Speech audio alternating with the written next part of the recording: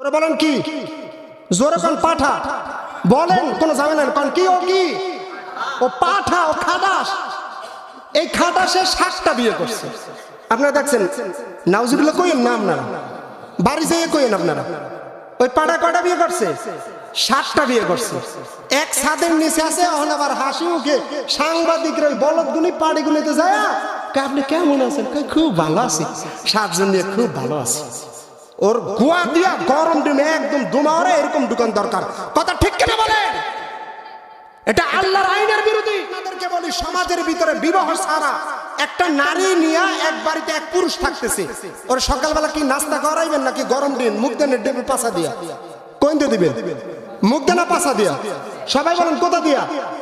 কারণ ও অবৈধ কাজ করেছে, ইসলাম বিরোধী কাজ করেছে। মনে রাখবেন, ইসলামী বিধান হলো মুসলমানদের জন্য এটা রাষ্ট্রীয় আইন, সর্বোচ্চ 4 জন নারীকে রাখতে পারবে। কয়জন? 4 জন। একই সাথে 4 জন রাখতে পারবে। 4 জনের ওভার কাউকে রাখতে পারবে না। যদি 4 জনের ওভার কাউকে বিবাহ করে, আজকে বাংলাদেশের ভিতরে কুষ্টিয়ার মতো জায়গায় এই অবৈধ কাজ 7টা বিয়ে করে লাইভে আইসা পাঠায় বসে রয়েছে, পাঠিগুলো দিকে সাজায়া বলতেছে আমি খুব সুখে আছি, আমার মায়ের ওয়াদা আছে না। মায়ের জিজ্ঞেসে কোনো ওয়াদা নেই। কথা ঠিক কিনা বলেন? আপনারা দেখছেন এগুলার আবার সাংবাদিকরা খুব ফুটাই তুলছে যে নৈতিকতা, এটা কোনো খুব ভালো, এদের ভিতর কত মিল মহব্বত। আর আমরা তো আছি যুবকেরা, আরে হুজুর 2 নাম্বার বিয়ে করে লাইবেন। কয়টা বিয়ে করবে? সবাই হুজুর 4টে বিয়ে জায়েজ। কে বলছে আপনারা এত সুন্দর মাসলা? কয় রাসূল যে 11টা করছেন, রাসূল আরবি সাল্লাল্লাহু আলাইহি সাল্লাম করছেন, তার জরুরত ইসলামে, তার জন্য মুসলমানের জন্য কয়টা বিয়ে বলেন? জোর বলেন কয়টা? 4টা বিয়া। কিন্তু তাই বলে এটা জায়েজ কখন? আমরা তো বলি রাসূল আরবি সাল্লাল্লাহু আলাইহি সাল্লাম তার জীবদ্দশায় মা খাদিজা রাদিয়াল্লাহু তাআলা আনহা, তিনি যতদিন জীবিত ছিল ততদিনে রাসূল আর দ্বিতীয় বিয়ে করেন নাই। বলেন সুবহানাল্লাহ। খাদিজার মৃত্যুর পরে, ইন্তেকালের পরে জরুরতান তিনি 11টা বিয়ে করেছেন, আর 2 জন দাসী ছিল, 13 জন। এবং তার লালসা ছিল না, নারী নেশা ছিল না, যৌবনের চাহিদার জন্য করেননি। তিনি করেছেন যে অন্যান্য নারীরা যারা জিহাদের ময়দানে স্বামী মারা গেছেন, আয়েশা রাসূলের কাছে আশ্রয় চাইছেন, ইয়া রাসূলুল্লাহ, ইয়া হাবিবাল্লাহ, আমি আপনার স্ত্রী হতে চাই। রাসূল তখন কবুল করছেন। এবং এই জন্যই 11টা রাসূল বিবাহ করেছেন, যে যাতে করে গোপন মাসআলাগুলো নারীরা রাসূলের কাছে জিজ্ঞাসা করতে পারবে না, যেন এই স্ত্রীদের থেকে, নারীদের থেকে শিখে নিতে পারেন। এই কয়েকটা কারণ রাসূল আরবি সাল্লাল্লাহু আলাইহি সাল্লামের জন্য আরবের কাফির মুশরিক বেঈমানেরা যখন রাসূল ইসলামের দাওয়াতগুলো একে একে দিতে দেওয়া শুরু করে দিলেন, এই মুহূর্তে কাফের মুশরিকরা তো হতবাক হয়ে গেছে। মুহাম্মাদের ধর্মের দিকে মানুষগুলো এমন ভাবে ঝুঁকে ঝুঁকে যাচ্ছে, আমাদের ধর্মের তো 12টা বেজে যাচ্ছে, এখন আমরা কি করতে পারি? সকল কাফের মুশরিক বেঈমানের আমি সংক্ষেপ করে দিলাম। রাসূলের কাছে এসে ডাক দিয়ে বলতেছেন, আব্দুল্লাহর বেটা মুহাম্মদ, আজকে তুমি তোমার ধর্মকে, ইসলাম ধর্মের দাওয়াত তুমি দিবে না, তুমি শুধুমাত্র চুপ করে বসে থাকবে। এই জন্য তুমি কি চাও? তুমি এই আরবের ভিতরে সবচেয়ে ধনট্ট কোটিপতি আমি তোমাকে বানিয়ে দেব। আপনারা সবাই একটু জোরে বলেন, রাসূল এটাকে গ্রহণ করছে কিনা? রাসূল এটাকে গ্রহণ করে নাই। তারপরে আবার প্রস্তাব দিয়েছেন, এ আব্দুল্লাহর বেটা মুহাম্মদ, তুমি ইসলাম ধর্মের দাওয়াতকে বন্ধ করে দিবা, ইসলামের দাওয়াত তুমি দিতে পারবা না। এর বিনিময়ে এই আরবের ভিতরে সবচেয়ে সুবলা সুন্দরা রমণী যে নারী রয়েছে, সবচেয়ে সুন্দর নারীকে আমরা তোমাকে দিয়ে দেব। এর বিনিময়ে তুমি ইসলামের দাওয়াত দিতে পারবা না। আপনার আমার নবী এক বাক্যে ডাক দিয়ে বলেছেন, কাফের আবু জাহেল, উকবা, সাহেবা, তোমরা এক বাক্যে জেনে নাও, তোমরা কেন অর্থ দিচ্ছ, তোমরা কেন নারী দিচ্ছ? আমার এক হাতে যদি চন্দ্র এনে দাও, আর এক হাতে যদি সূর্য এনে দাও, তারপরও আমি মুহাম্মদ এই ইসলামের দাওয়াত দেওয়া থেকে বিরত থাকবো না। বলনা সুবহানাল্লাহ। সেই আরবের সুবালা রাসূলের বয়স যখন 23 থেকে 24 বছর, টকটকে যুবক যৌবন বয়সে পদার্পণ করেছেন, এই মুহূর্তে কাফের মুশরিক বেঈমানেরা নারীর প্রতি আকৃষ্ট করার জন্য তাকে প্রস্তাব দিয়েছেন আরবের সবচেয়ে সুন্দর নারী দিবেন। আমার রাসূল কিন্তু সেটাকে গ্রহণ করেন নাই।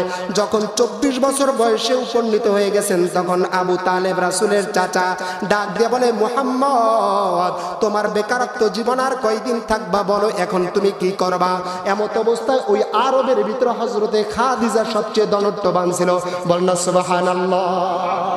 মা খাদিজা রাদিয়াল্লাহু তাআলা আনহা ইতিপূর্বে দুইজন স্বামী তাকে ছেড়ে দিয়েছেন। তালাক প্রাপ্ত দুইজন নারী দুইজন স্বামীকে ত্যাগ করে এখানে এসেছে। 40-এর ওভার বয়স। আমার রাসূলের বয়স হলো 25 বছর 24 বছর। এমত অবস্থায় তার ব্যবসা বাণিজ্য, বিশাল ব্যবসা বাণিজ্য সিরিয়ার দিকে যায়। শাম থেকে সব ব্যবসা বাণিজ্য করার জন্য একজন দেখাশোনার জন্য একজন নিষ্ঠাবান লোকের দরকার। তখন তিনি খোঁজ লাগালেন এই আরবের ভিতরে কে আছে। এই মুহূর্তে সকল মানুষগুলো এক বাক্যে কাফেররা প্রমাণ দিয়ে দিলাম, ওই যে আব্দুল্লাহর বেটা মুহাম্মদ, এর চেয়ে নিষ্ঠাবান আর সৎ মানুষ এই আরবের ভিতরে কেউ হতে পারে না। খাদিজা রে, তোমার এই ব্যবসাটা যদি টিকে রাখতে চাও ওই বুদ্ধিমান মুহাম্মদের হাতে তুমি তুলে দিতে পারো। বলেন না সুবহানাল্লাহ। মা খাদিজা রাদিয়াল্লাহু তাআলা আনহা অমনি এই মুহূর্তে তিনি ডাক দিয়ে বলেন, খবর দাও আবু তালেবকে তার ভাতিজাকে নিয়ে চলে আসুক। যখন এই খবর দেওয়া হলো আপনার আমার রাসূলের চাচা আবু তালেব নিয়ে গেছে রাসূলকে, যাওয়ার সাথে সাথে মা খাদিজা এত সবচেয়ে বড় ধনঢ্যবান নারী রাসূলকে দেখে তার চেয়ার থেকে উঠে দাঁড়ায় গেছেন। বলনা সুবহানাল্লাহ। রাসূল আরবি সাল্লাল্লাহু আলাইহি সাল্লামকে নিয়ে আবু তালেব যখন নিযুক্ত করে দিলেন, খাদিজা আমার আপনার রাসূলকে ব্যবসার জন্য নিযুক্ত করে দিলেন। শাম থেকে সিরিয়া যায়, মক্কা থেকে রাসূলের কাপড়ের ব্যবসা খাদিজার। এই নিজ দায়িত্ব নিয়ে যখন চলে যাচ্ছেন, 1 সফর 2 সফর দিয়ে দিলেন।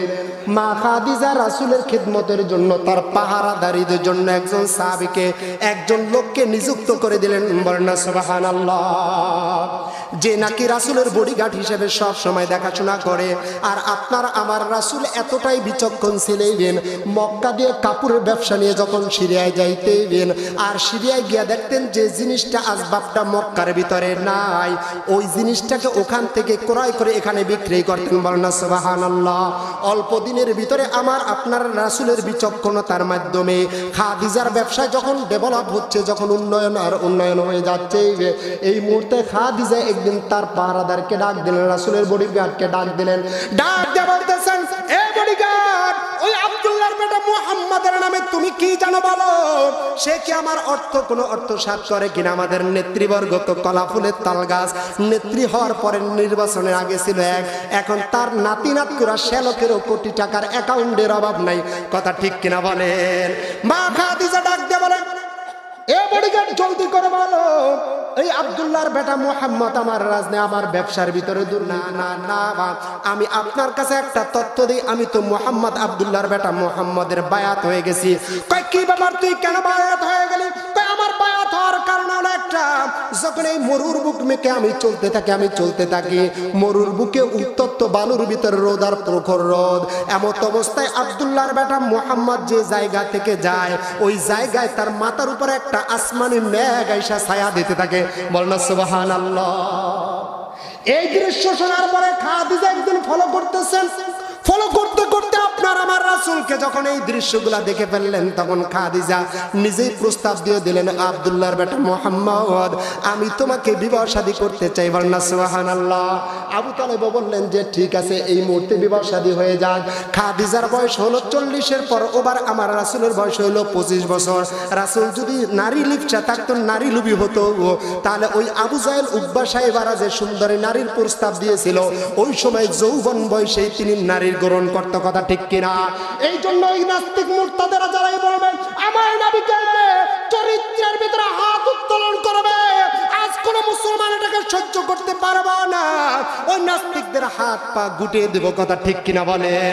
শুধু তাই না, রাসূল যতদিন পর্যন্ত মা খাদিজা ছিল, খাদিজা যখন ইন্তেকাল করেছেন তখন রাসূল অন্য নারীদেরকে বিয়ে করেছেন।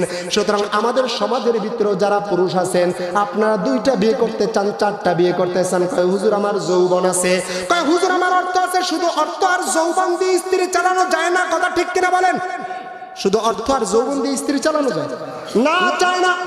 ও স্ত্রীকে চালাতে হলে এক নাম্বার হলো আপনার একটা সুন্দর মন রাখবে। দেখবেন গরিবের ঘরে স্ত্রী পইরে রয়েছে যায় না, আর কোটি ঘরের পতির ঘরে বগর এসি রুম ছাইরাও কৃষকের হাত ধরে রিস্কালার হাত ধরে বাইগা যায়। কথা ঠিক কিনা বলেন? এই জন্য মনটা লাগবে। তো যুবকেরা আমি বলতে চাই, চারটা যদি বিয়ে করতে হয়, এক নম্বর হলো চারজনকে সন্তুষ্ট রাখতে হবে।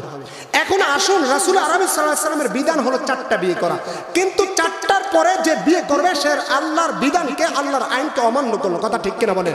এই জন্য মুসলমান ভাইরা আজকে ওই রমিজুল আজকে 7টা বিয়ে করেছে। এই অবজ্ঞা কোরআনের আয়াতকে করেছে, এটা বাংলাদেশের আইন বিরোধী, এটা ইসলাম বিরোধী। কথা ঠিক কিনা বলেন? আজকে এর মাধ্যমে আমি জানাতে চাই, এরকম রমিজুল যদি আমাদের বাংলাদেশ নয়, আমাদের নবাবগঞ্জ জন্ম নেয়, ওর হাত পা বেলে গুটিয়ে দেবো। কে কে রাজি আছেন? আল্লাহু আকবার, আল্লাহু আকবার, আল্লাহু আকবার। অনেকেই রাজি নাই, কয় হুজুর 7টা কেন? আমি যে যৌবন বয়সে কতটি করছি আল্লাহ জানে, বিয়া ছাড়াই তো অভাব নেই। কথা ঠিক কিনা বলেন? মনে রাখবেন, যে যেটা করেছেন গুনাহ করেছেন, তওবা করবেন, কিন্তু শেষ বয়স এসেছে, এখন তওবা করেন। আল্লাহর আইনের বিরুদ্ধে যে যাবে, সে আমার সন্তান হোক, সে আমার বাবা হোক, ওকে আমরা মানবো না। কথা ঠিক কিনা বলেন? এই জন্য প্রশাসনিক ভাবে আমি চাচ্ছি, এই মিডিয়ার মাধ্যমে আজকে এই রমিজুলকে আইনের আওতায় এনে ওরা একদম জুলাই ওর পিটানো দরকার। কথা ঠিক কিনা বলেন? ওরা আইনের শাস্তির আওতায় আনতে হবে। যেরকম ইসলামী বিধান হলো জিনার যে শাস্তি, ওকে সঙ্গে সর করা আমাদের ওই ইসলামী আইন। কথা ঠিক কিনা বলেন? এই জন্য 4টা বিয়ের উপরে কোনো বিয়ে করা যাবে, মনে থাকবে তো ইনশাআল্লাহ? এই কাজ কেউ করবেন না। আল্লাহ কবুল করুক, সবাই আমিন।